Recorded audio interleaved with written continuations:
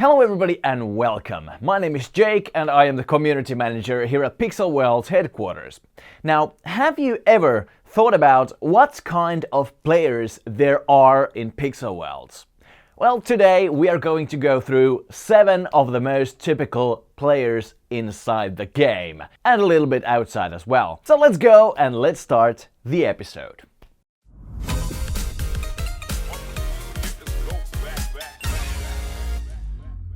First, we're going to talk about the easiest one, and that is the actual new player. Now, you're gonna see him trying out all sorts of new different things, starting from hitting those blocks, jumping, maybe some expressions as well.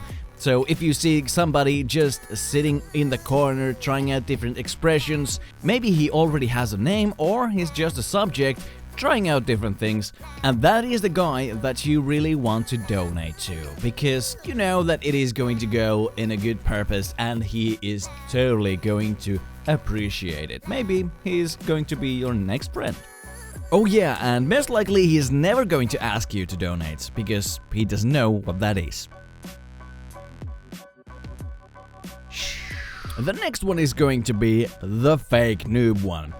So, how do you recognize a fake noob? Well, most likely he is going to be named subject, because the fake noob doesn't have the time to create a name for it. You can also recognize this guy from the fact that he knows how to trade, and he definitely knows how to talk. On top of this, he normally has a sad expression on his face, like nobody is trading him and nobody is his friend. And that is how the fake noob kinda works. He wants to get your empathy going on and wants you to trade something good, something great, because for some reason farming and maybe going to Nether is too boring or too time consuming, or he's too lazy for those, so he's going to ask other people for donations. If you donate to him, he's going to take that stuff and go and take it to his own world. Maybe he's going to say, "Oh, thank you very much, I'm so happy, the best day of my life." Well, maybe it is, maybe it isn't, but he's going to be coming back asking for more donations, maybe on a new account. Here we have the one who is the professional trader. You can recognize the professional trader from his messages in the trade worlds. Usually they are a little bit different than everybody else's. They have emojis, they are very simple, and you can automatically see right away what he is selling. For example, here, sell spirit shard 1 to 3 world clocks, and there's those flaming emojis.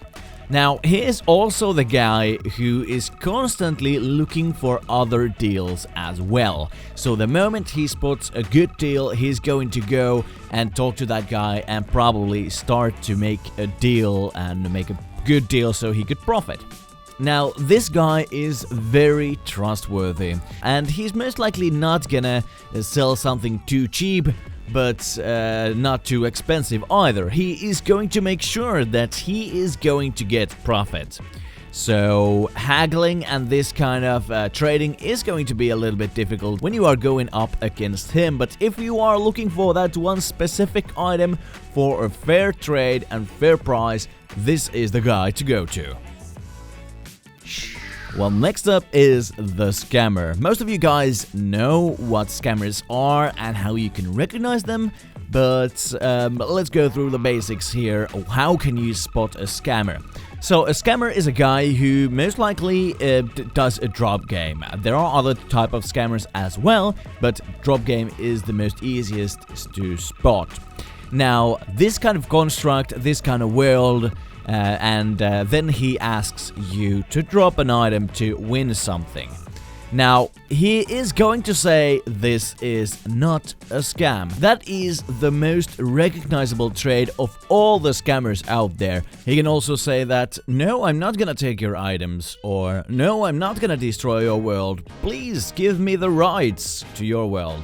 that should make the bells ring inside your head and think that, oh yeah, this is definitely a guy that will do that. So remember to be careful, guys, and also report any scammer that you spot so moderators and admins can take care of them as soon as possible so we can banish all the rule breakers from the game.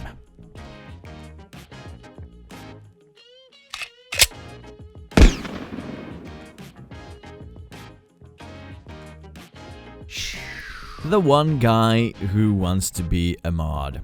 Now, mini mod is kinda like this guy, but the wannabe mod is even more blunt and kinda already acts like a mod.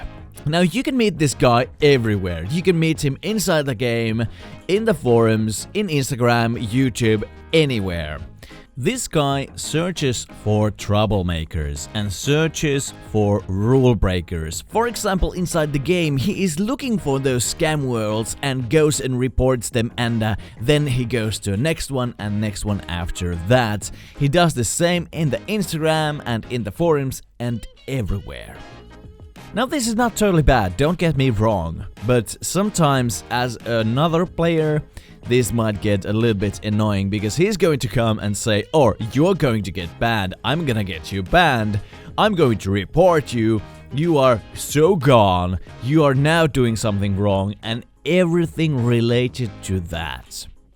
Now, he might be correct, but as another player, this might get a little bit annoying. The one who farms. Well, the name tells everything. This guy farms, farms, farms, farms, farms, and farms. He is most likely a little bit AFK while he farms. He's probably watching a movie or listening to music or something else at the same time while he farms. And if you try to send him messages inside the game, try to come into his world or try to communicate with him, that is not possible.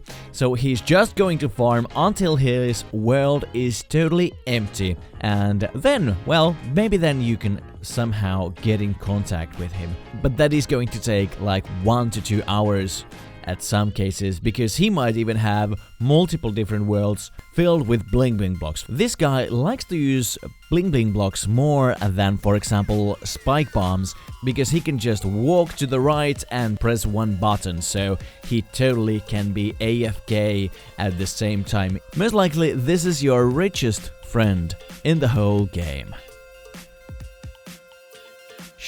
The cool pro one.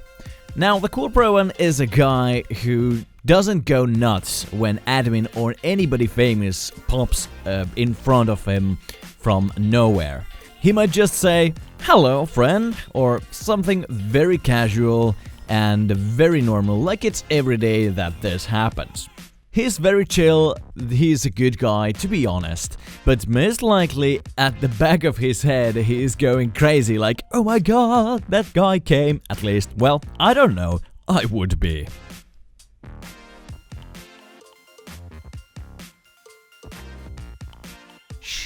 So these are the 7 most common player types inside Pixel Worlds. Or are they? Tell me in the comments below if you don't agree with me, or if you do, or maybe I missed some. At the same time, remember to hit that subscribe button and that notification bell, because next week our new update is going to go live, where you will be able to enter to the deep nether.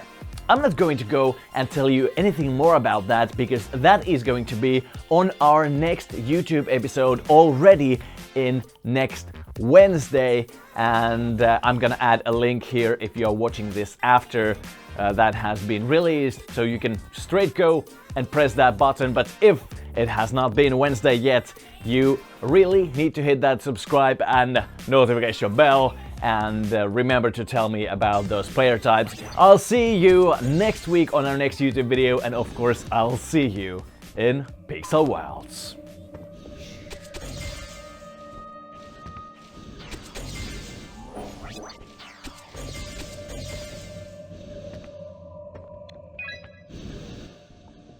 another customer.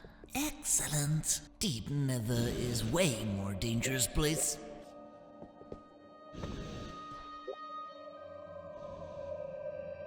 The password is Emerald. Oh wait, you're not him. Forget it.